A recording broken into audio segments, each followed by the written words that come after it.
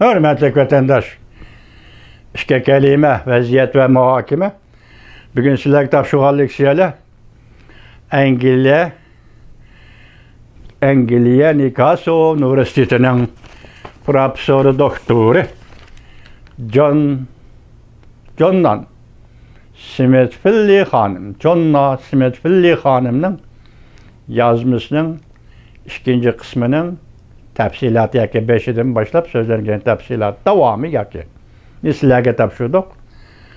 Bunu da bu hanımın dikkat kılgan noktası ilmilik koşup siyasivilik. Yaki siyaset bir yerde tıl gelip ötken salahiyetini tonuş, özlükünü tonuş, deslepti bostallık medeniyeti yaratkan Uygur bostallık içinde yaşapla turmuş, muşu digen Uygur. Etrafıdaki vakalarga buluvatkan, yüz birivatkan vakalarga İrensizlik bilen muamele kıladigan Uygur. Bunu ben koştum. Yaki asman örülüp gitemdu, yer gömürülüp gitemdu. Hiç nime bilen çatığı yok Uygur. Özünün beşiği kilovatkan günün külpetinin neden kilovatkanlığını oylap bakmaydıgan yaki tetkik kılmaydıgan Uygur.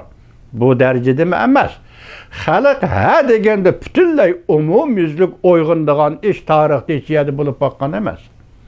Onun avantgardları buludu, bir kısımları buludu, oval oygunuduğanları buludu, yetekleydiğanları buludu, teşvikat, tergibat bilen halk tesir görürsüdüğanları buludu, cemiyet müşünde buludu. Leki umum yüzlük eğitkanda müstemliki turmuş şaraiti da Filli Hanım'ın sözünü tahlil kılsınız. Otur Asya'da kaç özgürlükler 101 işten aval umumi cihetten eğitkanda Uygur halkı özünün üstüdeki hükmürallığı asası cihetten pervasız kırap gelgen edi vatandaşlar. Endi hazır Filli Hanım'ın ispatlamakçı bolğunu kaçan iki sevitler yemirildi ve özüge okşaydıgan başka Otur Asya milletleri arkadan müstakil oldu. Şunundan başlap Uygurlarda salahiyet tonuş ve özlükünü tonuş başkaça tüs aldı ve başka bir ceryanğa girdi.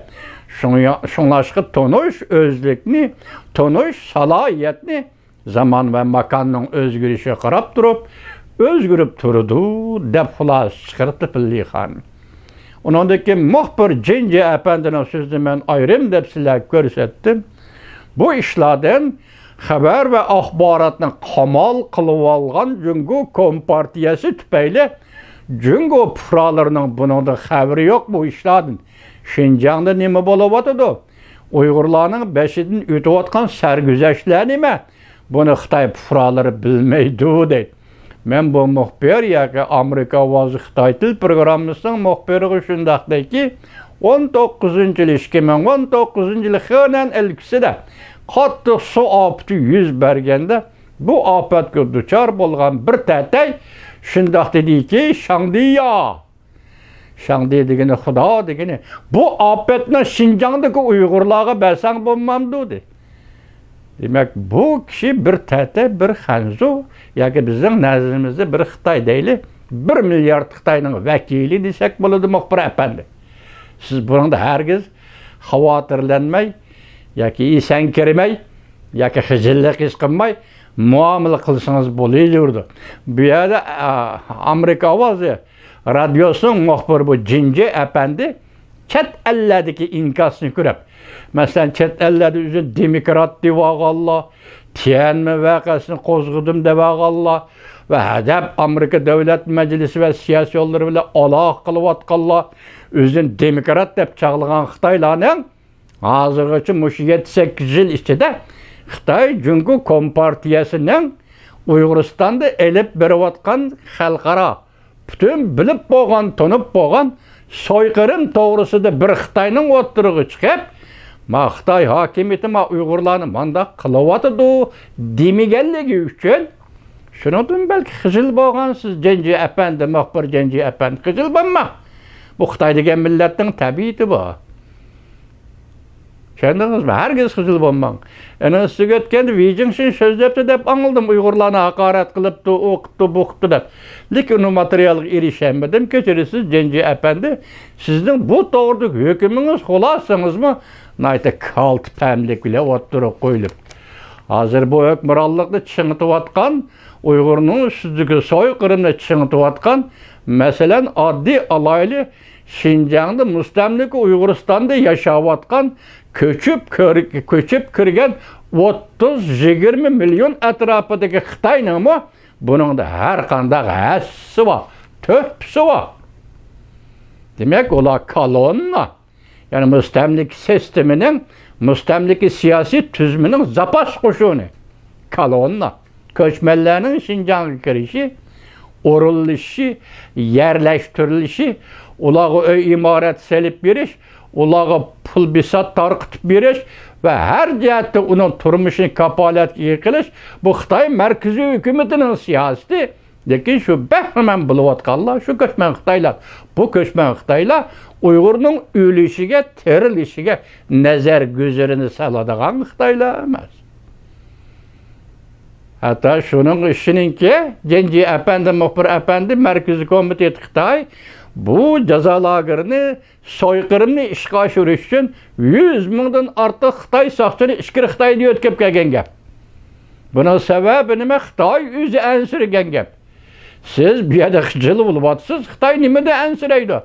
Bu uzun zamanlardan beri Şinjan'da müstemlik Uyguristan'da yaşayan Xitayla Uygur'un üyedi körüp, bir yerde dopsini körüp, üyedi şorpsini işçep, bir yerde mantısını yep, çoğun olan Xitaylarda yoki saqchilikqa elingan shu Xitoylar Uyg'urlarga hech tashliq qiladigan ish chiqib qolmasin deb 100 mingdan ortiq Xitoy saqchini ichkir o'lkadan yo'tkab kelib, bu qatimqi jazo lagerini boshqargan gap. Balki mushu maqsadida yoki saqchi qo'shini yetmaganda. Shundaq Jinji Efendi. Anandaki yana bir xabarni deymiz endi tahlil qilishga kelganda vatandoshlar. Uygurlarına Simoğlu karşılık görüştü. Başta ayıptı. Simoğlu karşılık görüştü. Şige sözünün özü öyle adli şekilde. Adli şekilde mesela keskin emez. Radikal emez. Söz ibari şeklinde. Ya ki dağıtmalar şeklinde. Ya ki bunun elip, bunun görüş şeklinde. Ya ki sözü nakılını üyedin elip, onun dağıtmalar şeklinde. Mana muşundaq şekilde karşılık görüştü işte. Bunun cevabı keyinki kılganlık siyelerde oturup çıkış mümkün vatandaş.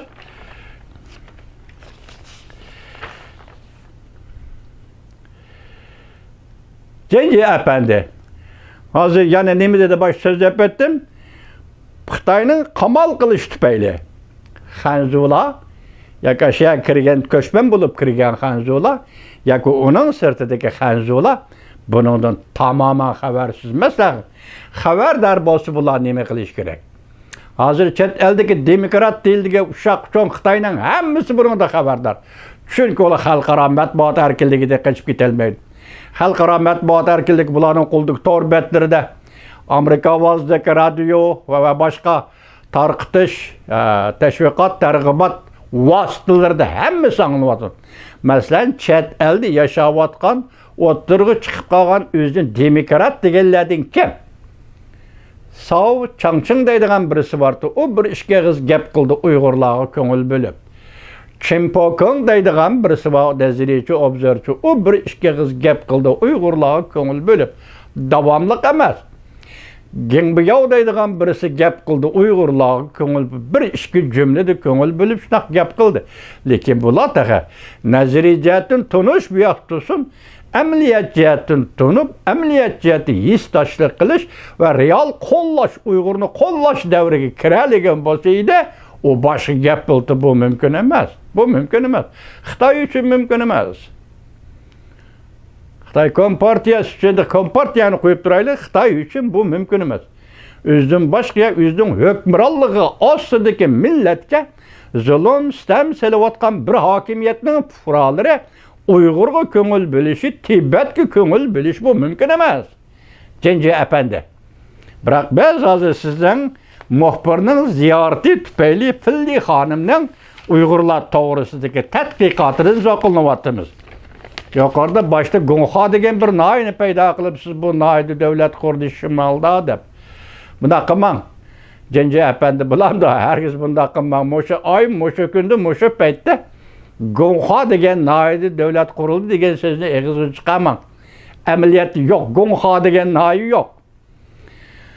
Uyguristan'ın şimalıda Gonha degen nayı yok. Gonliyu degen birisi var onu toqustaradı, dil toqustaradı devlet kuruluğu yok. Şuna siz bundaq narsalarni işletgende isimga dikkat kılın. Cenci efendi bugün şunçalik sözleyimiz. Çünkü etrafımızdaki muhitimiz ve kelgüsüdeki muhitimiz vaziyetimizni nazardan tutkanda her qandaq söz ve ibaramızga dikkat qilishimizga to'g'ri keldi. Cenci efendi.